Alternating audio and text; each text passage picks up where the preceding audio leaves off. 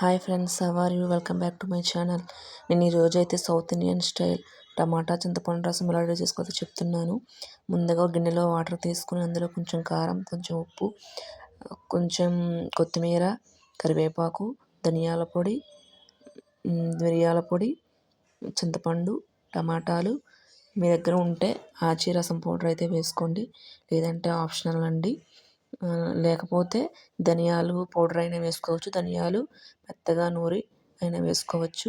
ఇలా మొత్తం వేసుకున్న తర్వాత స్టవ్ వెలిగించి స్టవ్ మీద మనం కలిపి పెట్టుకున్న మిశ్రమాన్ని అయితే ఉంచి బాగా మరిగించాలి.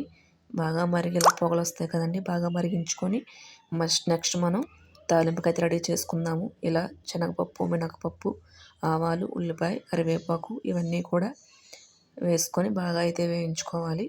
ఇలా వేయించుకున్న వాటిని ముందుగా ఉన్న రసంలో అయితే వేసుకోవాలి. చూసారు కదండి, వేడివేడిగా రసం అయితే రెడీ అయిపోయింది. నేను లాస్ట్లో కొంచెం టేస్ట్ కోసం అయితే షుగర్ యాడ్ చేస్తాను. షుగర్ యాడ్ చేయడం వల్ల అయితే టేస్ట్ బాగుంటుంది. ఈ వేడివేడి రసం అన్నంలో వేసుకొని తిన్నామంటే కర్రీ కూడా అవసరం లేదండి. పిల్లలు కూడా ఇష్టపడతారు ఎక్కువ ఈ రసంతో అయితే. ఈ వీడియో నచ్చినట్టయితే లైక్, షేర్, సబ్స్క్రైబ్.